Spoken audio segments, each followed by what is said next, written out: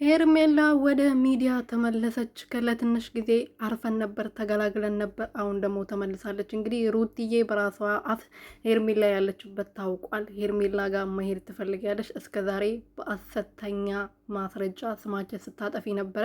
ስለዚህ ዛሬ ደግሞ ውሸትሽ ይጋለጣል በማለት እንግዲህ ሜሪን ሄርሜላ ወዳለችበት ቦታ ይዛ ትሄዳለች ማለት ነው። ሄርሜላ እንግዲህ ዛሬ ከአብርሃም ጋር ከዚህ በኋላ ትመጣ ይሆን? አቤልም እንግዲህ ተገኝታለች ከማርታ ከምትባለው ሴትዮዋ ጋር ተገኝታለች በማለት መጥቶ ነበረ። ሰላም ሰላም ቤተሰብ እንዴት ናችሁ? ደህና ናችሁ ወይ? እኔ ያለው እግዚአብሔር ይመስገን። በያላችሁበት ሰላማችሁ ብዝት ትርፍርፍ ይበልልኝ።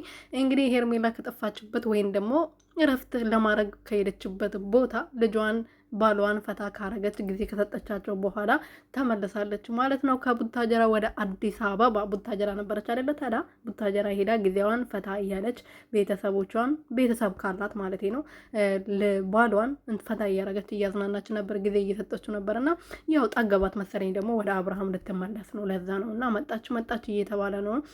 ሩቲም ደግሞ ያለችበትን ቦታ ልውሰድ ነይ ልውሰድሽ፣ እስከዛሬ ደስ ስሜት ስታጠፊው ነበረ፣ ከዛ እከስሻለሁ፣ ዋገሽን ታገኛለሽ ብላታለች።